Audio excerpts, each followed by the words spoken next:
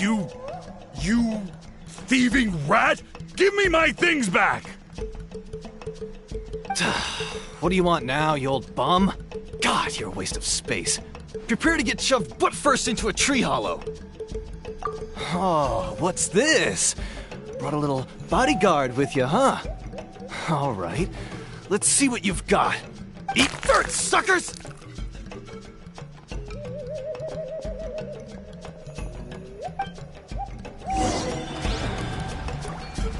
Hey, he's trying to get away! You good? Let's chase him down!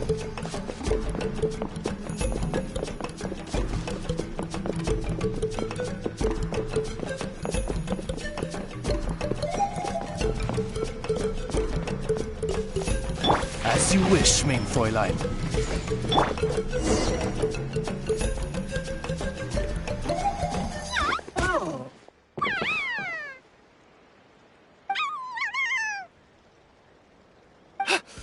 Where did these Yuvkasaurs come from? Get away from me, you monsters! Oh, the baby saurians are blocking his path! Stop, please! By all the warriors, heroes, gods, and kings, I can't run any longer. Please, I don't have your stuff anymore. Have mercy. Oh, yeah? Well, where is it then? I threw it away. You threw it away? The old bum's bag didn't have a single mora in it. Just a tatty old book, worn out pens, and some old rags. All that time lying in wait was for nothing. I was so mad, I just threw all of it away. Is that really the truth? Okay, then. Where did you throw it away? The same place you found me. Look, I swear on the Pyro Archon it's the truth. May all my worldly possessions be turned to ash by Turnfire if I'm lying. Okay, that's a pretty strong oath. What do we do now? It sounds like he's telling the truth. Right. Let's hope nobody gets to the book before we do. We'll never get it back then.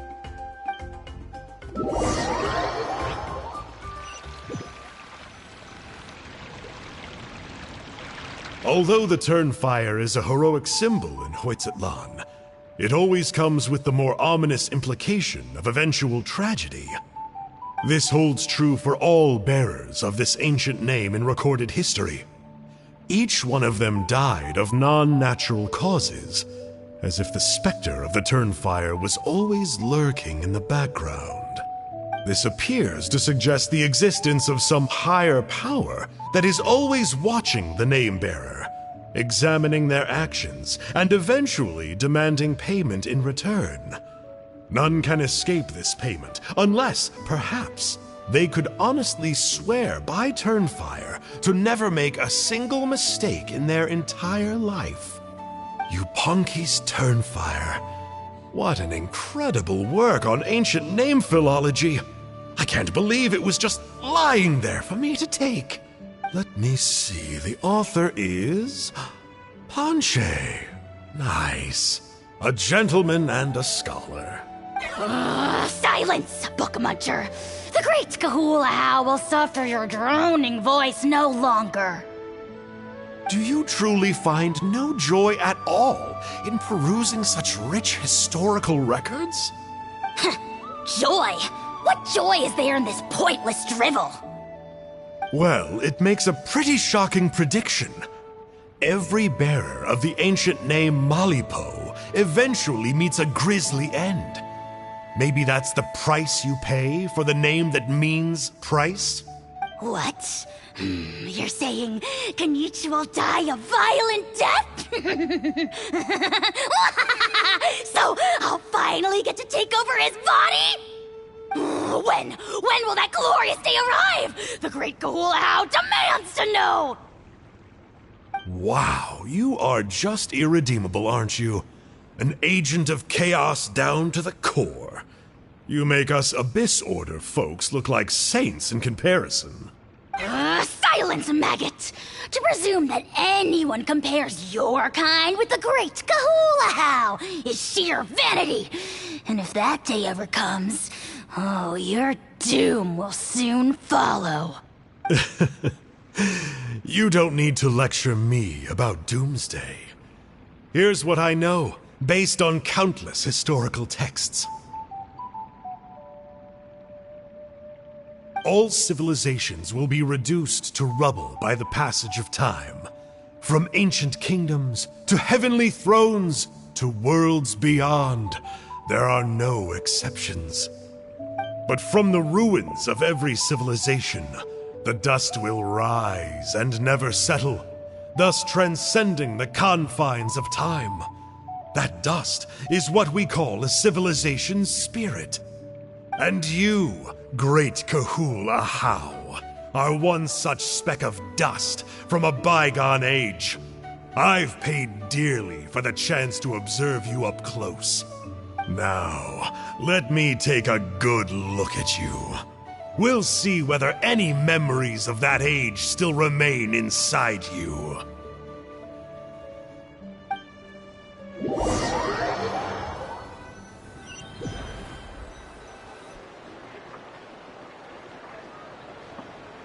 We're so sorry, Mr. Ponche, but we couldn't find your manuscript anywhere. Does that mean all of my hard work was for nothing? You gotta stay positive, Ponche. You might have lost the book, but the brains behind it are still intact. Surely you remember the main points at least? The whole reason I worked so hard to get it finished before the Turnfire Night is because I hoped that maybe it might help us find a way through these trying times. Well, not exactly, but I thought my research might at least be a starting point. Oh, really? So what did you find out in your research? I think the key to all of this lies in the power of Malipo. Ponche, you know as well as anyone that ancient names don't hold any real power. Symbolic power doesn't count. You're right, but Malipo may be a special case. Given that it first arose in the era of the first Pyro Archon, it might contain remnants of Shibalanke's power. Yeah, I remember that story. My grandpa told it to me when I was a little kid. Maybe you're the special case. Most kids stop believing in that stuff by your age. I'm not talking about childhood superstitions here. There is evidence. Like what? Like the fact that the Mountain King is still alive. Everyone attributes that to the power of the Abyss. But there's more to it than that. The key factor is that Burkina summoned the power of Malipo at the cost of his own life. If you don't believe me, then answer me this. How many other creatures can you think of who lived longer, not shorter, after being contaminated by the Abyss? Traveler, different situation but similar idea. Doesn't this remind you of the hilly... So, I came to the conclusion that Malipo must refer to some mysterious ritual involving a tit-for-tat exchange. It began with the first Pyro Archon, fell with the Grand Alliance, then was buried in the Night Kingdom. And now, it awaits the call of its new bearer. Hey. Sorry to interrupt, Ponche, but you seem to be getting a little overexcited. I'm sorry. I was originally planning on presenting my findings to Kanich.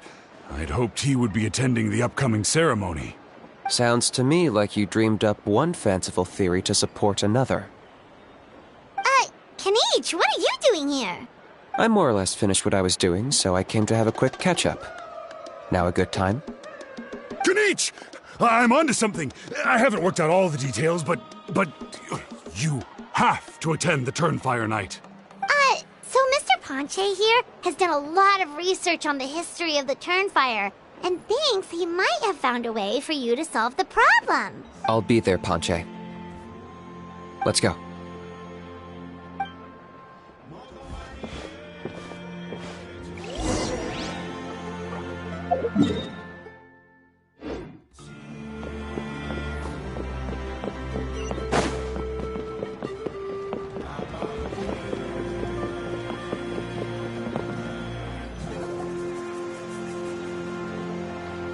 Here will do. Yeah. I'd like your help giving it a trial run tomorrow. If that works, we have our plan come Turnfire Night. Sounds like you're not considering Ponche's idea. You heard him. He hasn't worked out the details yet. We need a more practical solution with concrete steps to follow. Yet? Are you saying you think he might actually be onto something? I think it's possible, based on something I know about the war 500 years ago. Burkina didn't fall to the abyss. He was killed by the Mountain King in an episode of madness. In his final moments, Burkina made the fateful decision to not fight back, and instead pass his blood and power on to the Mountain King. Maybe he thought the Mountain King was stronger than him and more valuable to the tribe. Or maybe it was just out of loyalty to his friend. Either way, I can believe the Turnfire was involved.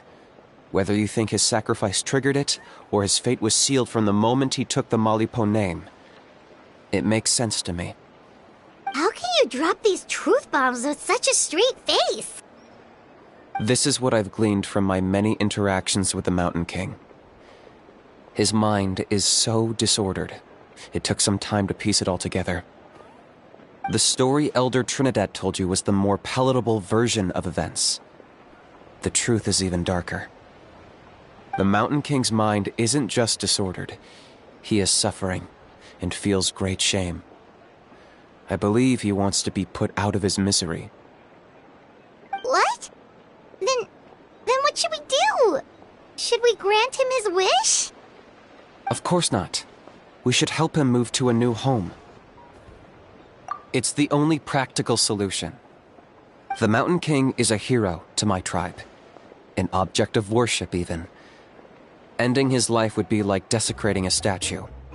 Still, he's been the cause of multiple disasters, and we can't afford to have any more. Ugh. Practical solutions hurt Paimon's brain. Can we follow our hearts next time? Then let's break for the day. I've already...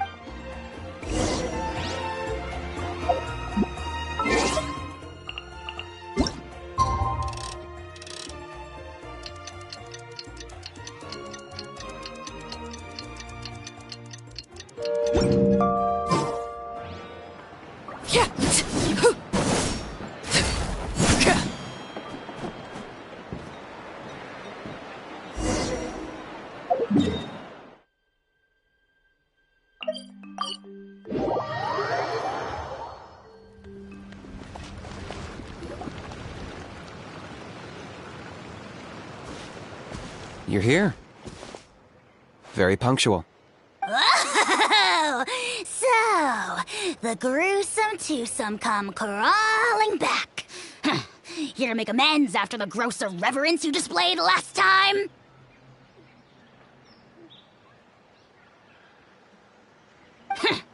Very well. The almighty Dragon Lord, Kahula How, shall grant you the audience that you seek. Now pucker up and kiss our feet.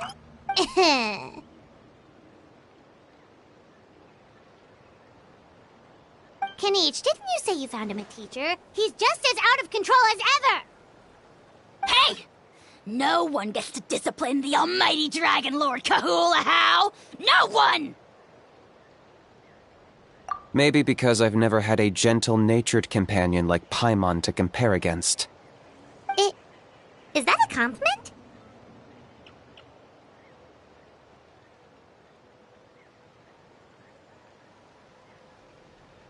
Yeah, I see what I'm missing out on now. And it's... Kanichi!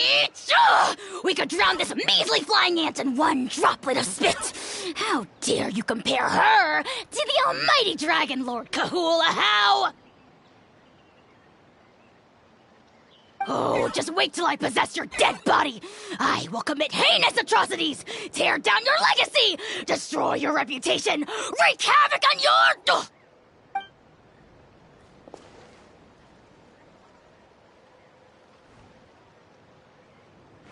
Traveler, Paimon, let's get down to business.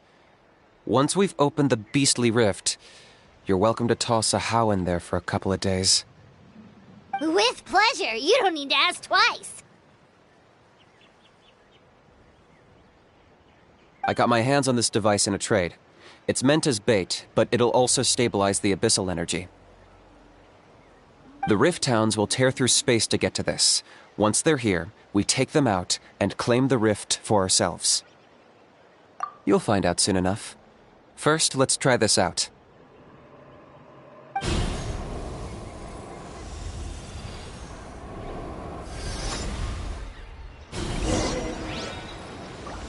They'll tear you to pieces given half the chance, so be careful.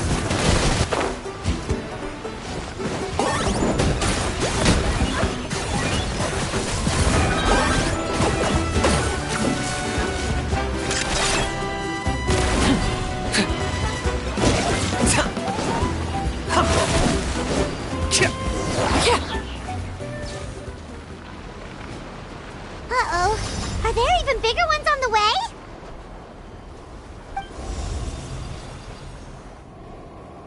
You see, Kinich?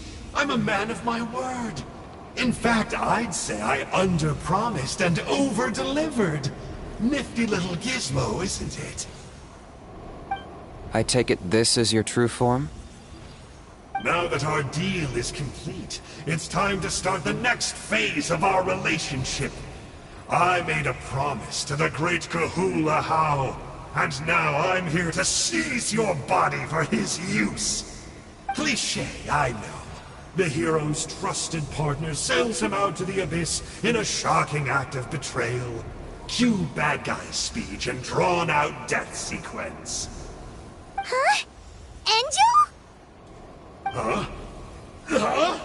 What are you two doing here? Oh, Mr. Kinich, this is not what we agreed on. Traveler, this is the gift I got you. I know you're looking for intel on the Abyss Order, so I thought he might be of use to you. But it looks like you've already met.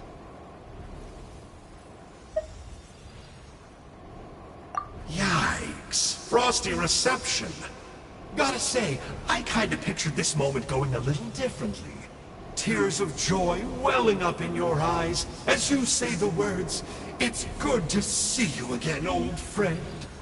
Don't be ridiculous. Sounds like you've been reading too many romance novels.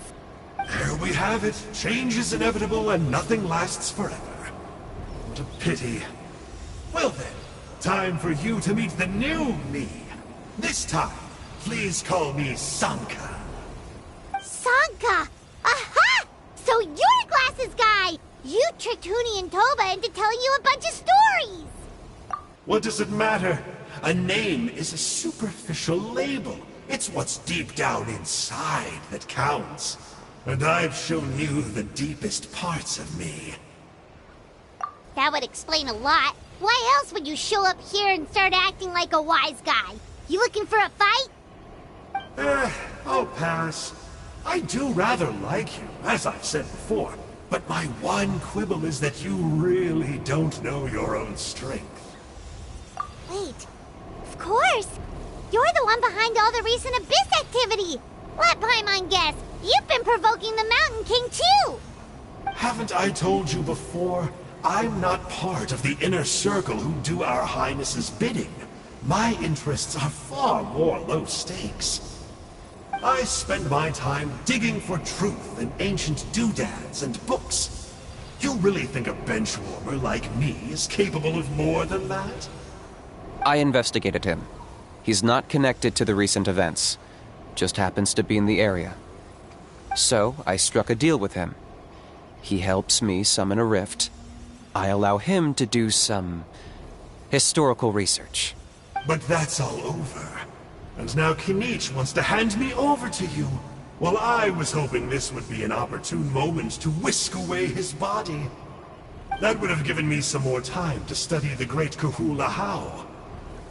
But now I've run into you, which is just my luck. Or maybe I've incited the wrath of the Turnfire, and this is the price I have to pay. But I don't understand. What did I do wrong? Wait, does that count? Let me think. How? You are the worst of the worst! Colluding with the Abyss Order against Kinich? How could you betray your partner? There is no betrayal. The almighty Dragon Lord Kahula How is a partner to no one.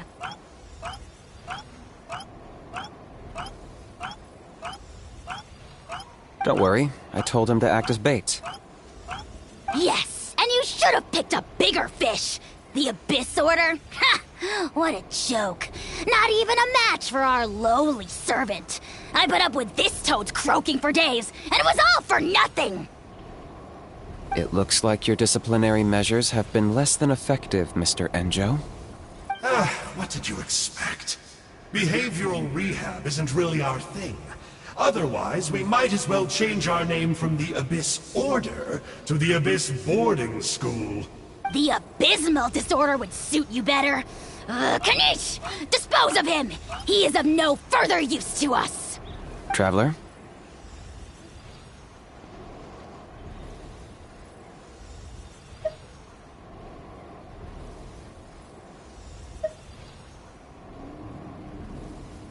Hey now, I may be a lowly clerk, but don't underestimate me.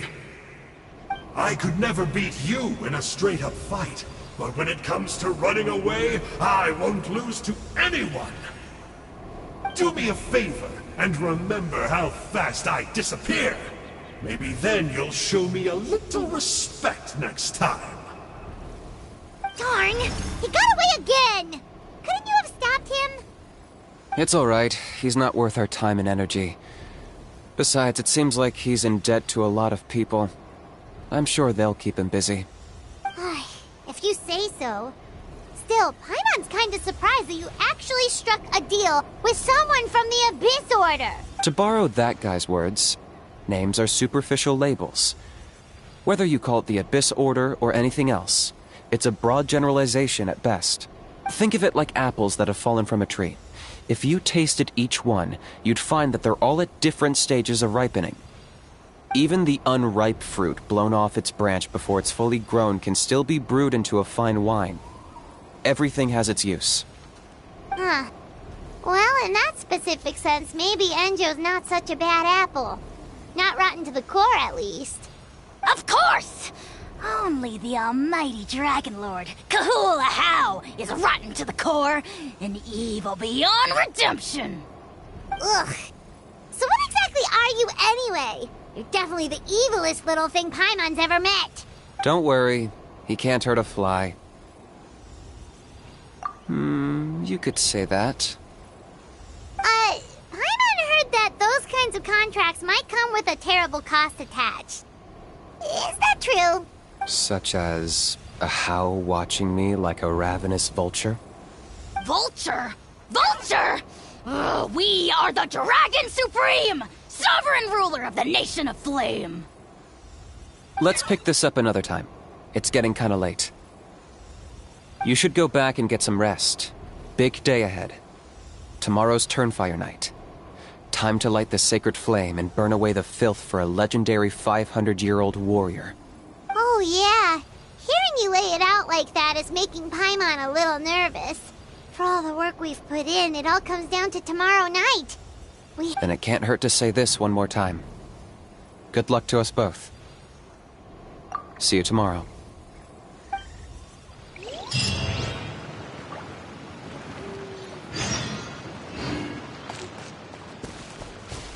What happened to getting some rest?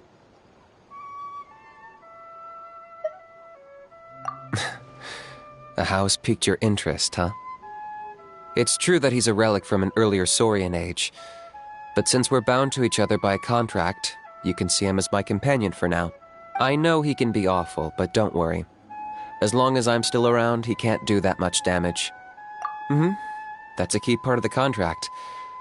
A How has to obey my orders and lend me his power for as long as I live. And after I die, a How gets control of my body. That's the price. Crazy, isn't it? That was probably the first time I really appreciated what it meant to pay a price. Then once I signed the contract, I received the ancient name Malipo. But that's a whole other story. We can get into it another time if you're interested. What happened to getting some rest? You're cautious, like me. I get it. But don't worry, like I said, before he got tangled up with us, he was looking into the Mare Javari. That's another major part of Natlan's history. Our ancestor, Burkina, once fought a campaign there alongside the 5 other heroes. But it's not such an easy place to get to these days.